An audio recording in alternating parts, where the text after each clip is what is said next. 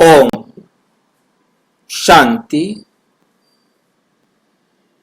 आज रावण राज्य बनाम राम राज्य का 5वां हिस्सा हम कर रहे हैं, जिसमें आज का विषय है कर्म बंधन से मुक्त होना, आनंदमय संबंधों का रहस्य। कलयुग है कर्म बंधन, नरक, और सतयुग है कर्म संबंध का जीवन। आनंदमय संबंध कैसे बनाए, उसका रहस्य आज हम चर्चा करेंगे।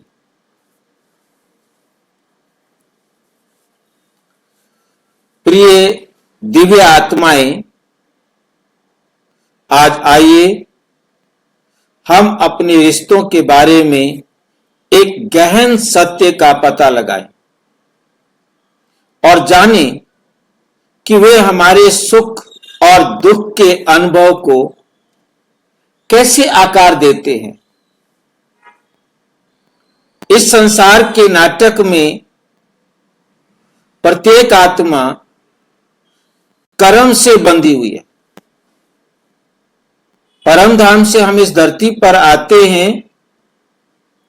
इस धरती को क्या कहा जाता है?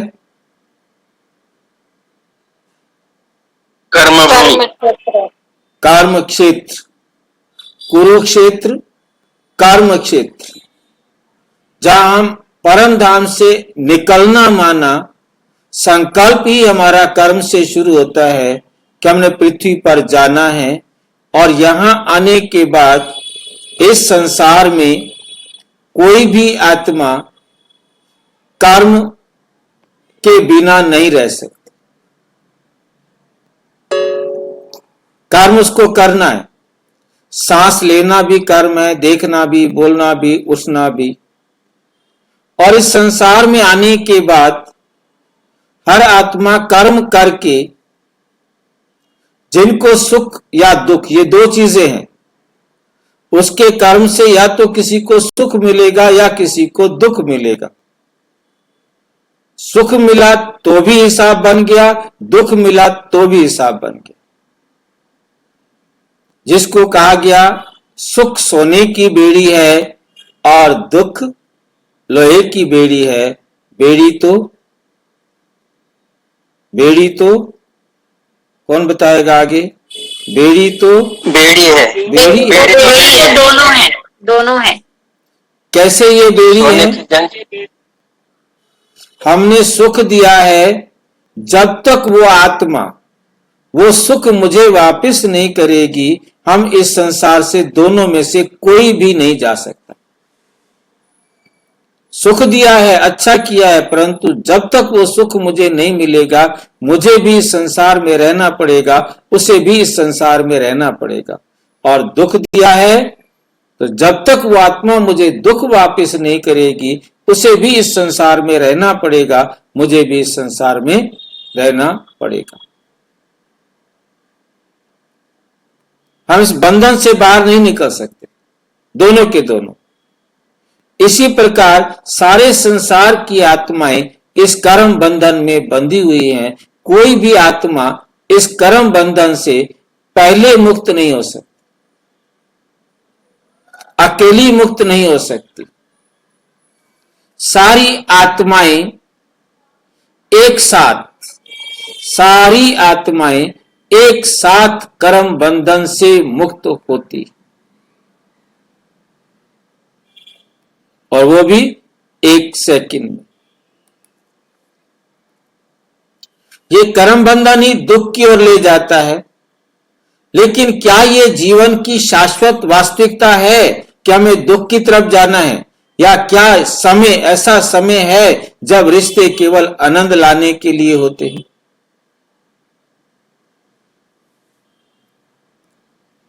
कर्म बंधन दुख का कारण है।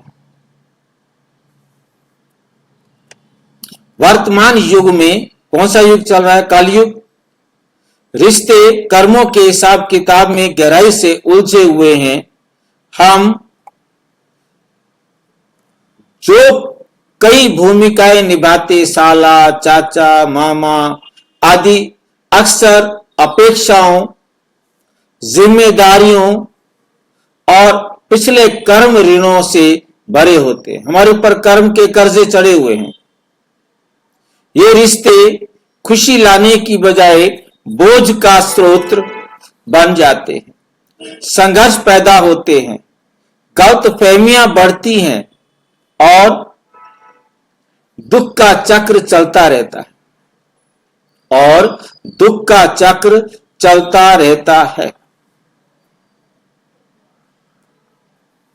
ऐसा इसलिए है क्योंकि वर्तमान युग में रिश्ते आत्मा चेतना के बजाय, आत्मा चेतना क्या होता है? आत्मा की जागृति, आत्मा की स्मृति। आत्मा चेतना की बजाय विस्मृति हो जाती है ना। सोल कॉन्शियस होने की बजाय बॉडी कॉन्शियस हो जाते हैं। शरीर चेतना पर आधारित है, हम बॉडी कॉन्शियस में आ जाते हैं, हम देह अभिमान में आ जाते हैं। आत्म अभिमानी की बजाय देह अभिमानी बन जाते। जब अपेक्षाएं पूरी नहीं होती तो अहंकार, आसक्ति, इच्छाएं पीड़ा का कारण बनती है। स्वतंत्रता की बजाय हमें बंधन, क्या करूं, करना पड़ेगा, मेरे को मरना पड़ेगा, कर्म बंधन। हम बंधन का अनुभव करते हैं। कर्म का बंधन दुख का बंधन। जहां में मजबूरी होती है, करना पड़ेगा, जबरदस्ती होती है हमारे ऊपर, ये दुख का बंधन है। और सतयुग में क्या होता है? संबंध, शुद्ध आनंद का अनुभव होता है। अब स्वर्ण युग सतयुग की यात्रा करते, यहां संबंध बोझ के रूप में नहीं, यहां संबंध बोझ के रूप में नहीं बल्कि आनंद के साधन के रूप में मौजूद है। कोई कर्म बंधन नहीं, क्योंकि सभी आत्माएं शुद्ध हैं। हर बातचीत प्रेम और सद्भाव से भरी हुई है। कोई चाचा, कोई मामा या रिश्तों का जटिल जाल नहीं है। इसके बजाय कम चाचा मामा नहीं होते ना, पर सुखधाम में होते हैं। सतयुग में चाचा मामा होते हैं या नहीं होते? नहीं होते भाई जी, नहीं होते। क्यों नहीं होते? मामा तो होएगा भाई जी, मामा तो होएगा ही। मामा तो होगा क्योंकि भाई बहन होंगे। हाँ जी। चाचा नहीं होगा। सारे रिश्ते ये रिश्ते नहीं होंगे भाई जी। हाँ जी, चाचा मौसी इस टाइप के रिश्ते नहीं होंगे। चाचा मालूम नहीं, पता नहीं क्या है हमारे साथ। हाँ जी, हमारे साथ ही ऐसा मालूम नहीं होता है। वहां मामा नहीं होगा, मामा होगा परंतु चाचा नहीं होगा। चाचा नहीं होगा, मासी नहीं होगा, मासी भी नहीं होगी। जब बहन पैदा होगी तब मासी पैदा होगी, जब भाई पैदा होगा तो चाचा पैदा होगा। शुरू में नहीं होगा परंतु बाद में होगा। परंतु चाचा मामा या रिश्तों का जटिल जाल नहीं होगा। इसके बजाय कम, सरल और सामंजस्यपूर्ण संबंध है। इन संबंधों का आधार भी क्या होगा? पवित्रता, निस्वार्थता और दिव्य प्रेम। आज के विपरीत जहां रिश्ते बदले में कुछ मांगते हैं, सतयुग के रिश्ते स्वाभाविक रूप से देने वाले होते हैं। कोई दुख नहीं है, क्योंकि कोई कर्म ऋण नहीं है। कर्म का कोई कर्जा सिर के ऊपर नहीं है जो मुझे रिटर्न करना है। प्रत्येक आत्मा मुक्त है और फिर भी एक दिव्य तरीके से, गहराई से जुड़ी हुई है। इसे संबंध कहते हैं। और बंधन से मुक्ति तक आनंदमय संबंधों का मार्ग क्या है? कैसे हम इस बंधन से मुक्त हों और आनंदमय संबंध के मार्ग पर पहुंचे? फिर सवाल उठता है, हम कर्म बंधन से कर्म मुक्ति की ओर कैसे बढ़े? इसका उत्तर है आध्यात्मिक जागरूकता में निहित है। हम आध्यात्मिक जागरूक बने। शरीर चेतना से आध्यात्मिक जागरूकता क्या होगी?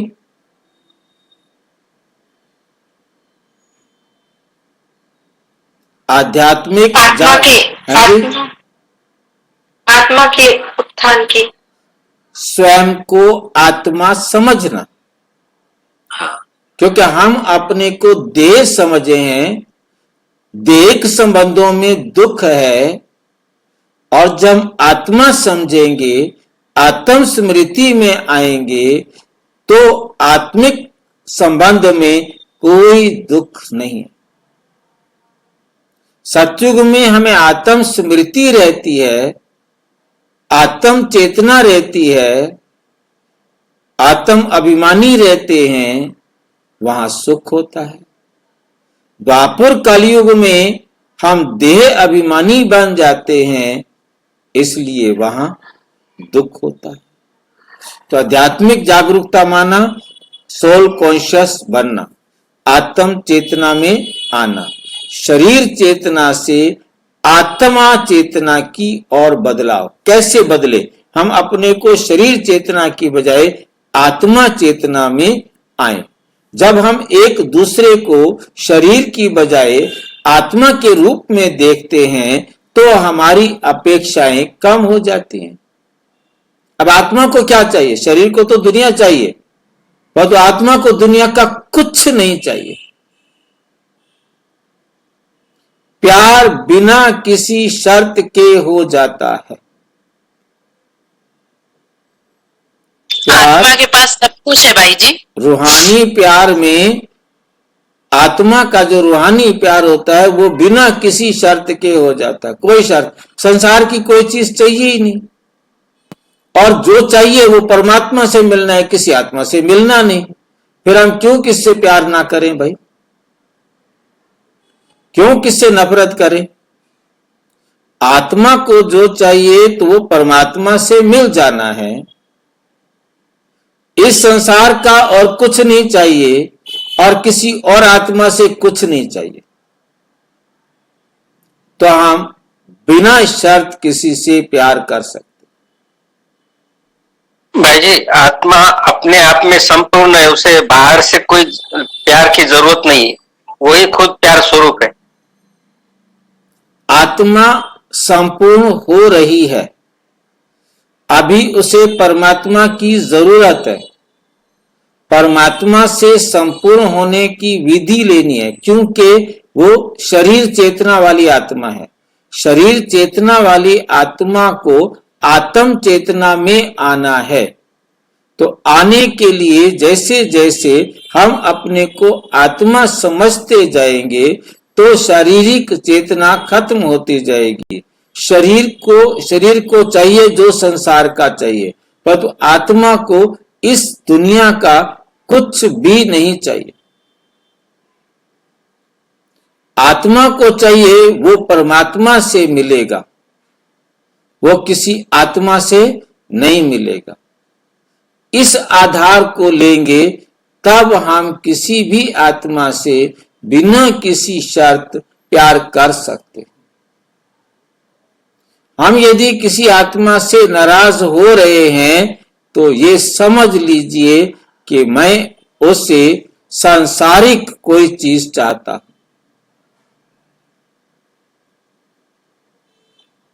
वरना आत्म स्मृति में रहने वाला कभी नाराज नहीं हो सकता। अभी यही तो राज समझना है कि मैं आत्मा हूं, हम सब आत्माएं हैं। जिसको ये राज समझ में आ गया वो कभी किसी से नाराज नहीं हो सकता। यही राज समझना है कि मैं आत्मा हूं, ये सब आत्माएं हैं, मुझे इनसे कुछ नहीं चाहिए। जब किससे मुझे कुछ चाहिए नहीं, जब मेरी इच्छा नहीं, तो मैं फिर कैसे दुखी हो सकता हूं। मुझे जब किसी से कुछ भी प्राप्त करने की इच्छा है तो मैं दुखी हूंगा ना। फिर मैं कोई शर्त नहीं लगा सकता किसी के साथ कि ये करो तो मैं ये करूंगा। नहीं, तुम करो या ना करो, मैं तुम्हें दे रहा हूं। सच्चा प्यार तुम्हें मैं दे रहा हूं। और सच्चा प्यार क्या है किसी भी आत्मा के प्रति? परमात्मा से मिलाना, बस। प्यार और क्षमा के साथ पिछले कर्मों का हिसाब चुकाए। स्वयं को क्षमा करे, उसको क्षमा करे और हिसाब चुका दिया, खत्म, बराबर, फुल स्टॉप। उसको भी सिखा दे बिंदी लगाना, वो भी फुल स्टॉप लगा दे, हम भी फुल स्टॉप लगा दे, हो गया काम बढ़िया। अतीत की गलतियों का बोझ ढोने की बजाय आइए हम उन्हें ज्ञान और समझ के साथ छोड़ दें। क्यों पकड़ रखा है अतीत को? अतीत को छोड़ दें, तभी हम वर्तमान में व्यस्त कर सकते हैं। आत्मा को शुद्ध करने के लिए दिव्य स्मरण। दिव्य स्मरण क्या है? परमात्मा की श्रीमत को अपनी बुद्धि में रख के अपने जीवन में को उसके अनुसार चलाना, उसका अभ्यास करें। बाबा की श्रीमत पर चलने का अभ्यास करें। ध्यान के माध्यम से हम पिछले कर्मों के ऋण को जलाते हैं और शांति आनंद का एक नया भाग्य बनाते हैं। कौन बताएगा कैसे जलाते हैं? एक लाइन में यहां तो खत्म कर दिया। कैसे हम अपने विकर्मों को जलाते हैं? हमारे विकर्मों को जला के दिखाओ, कौन जला सकता है हमारे में से? भाई जी, ना दुख दो ना दुख लो, सुख दो और सुख लो।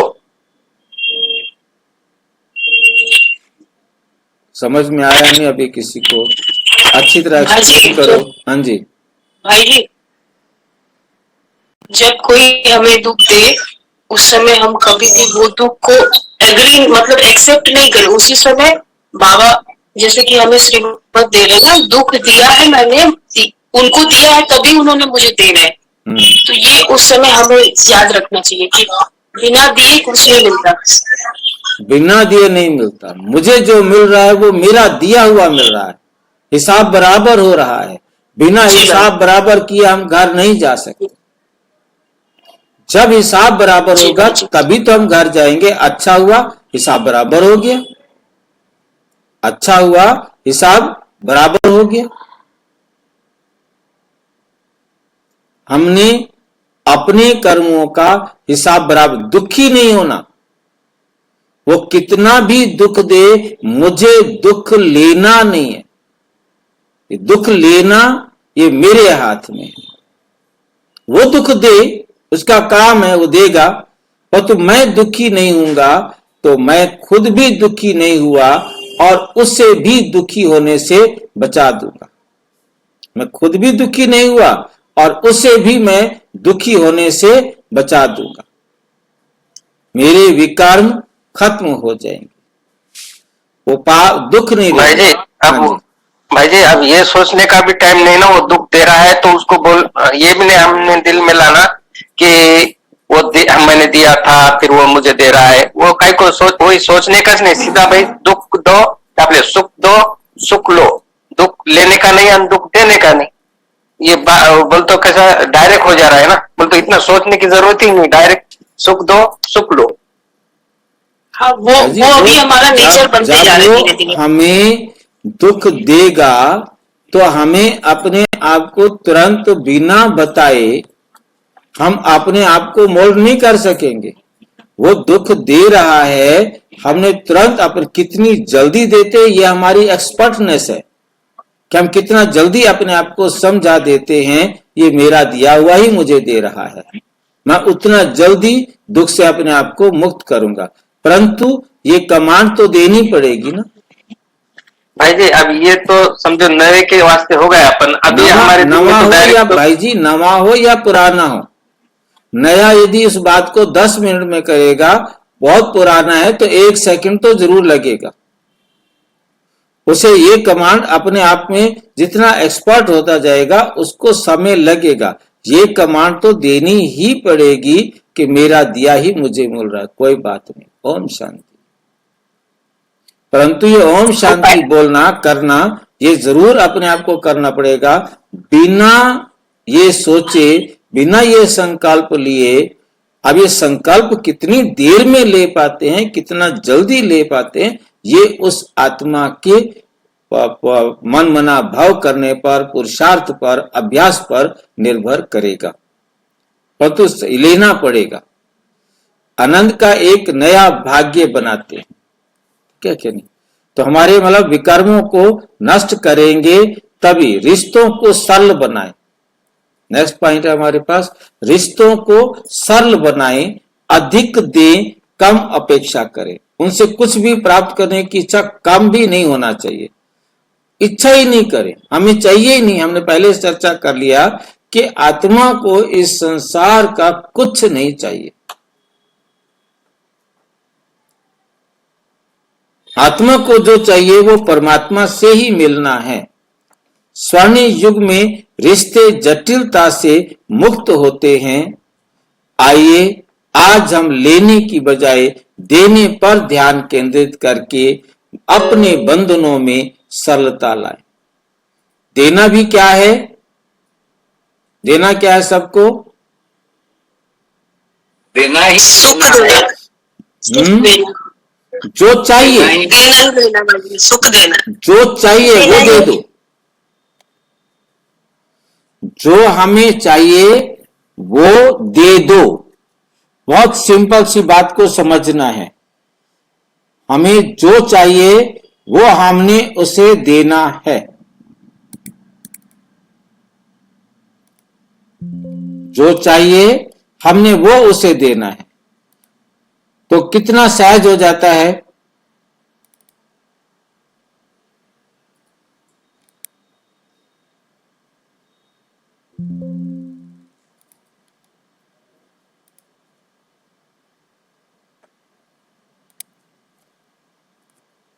निष्कर्ष आता है, आनंदमय संबंधों को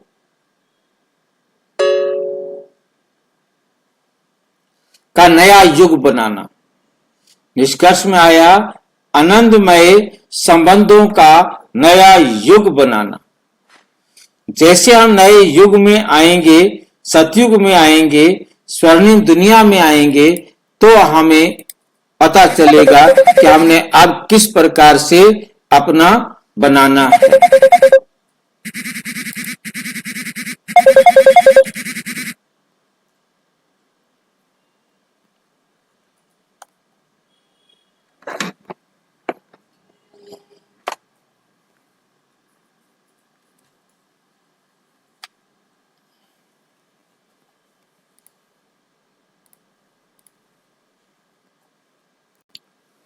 ये दुनिया एक नाटक है और हम अलग अलग आत्माएं भूमिकाएं निभा रही हैं।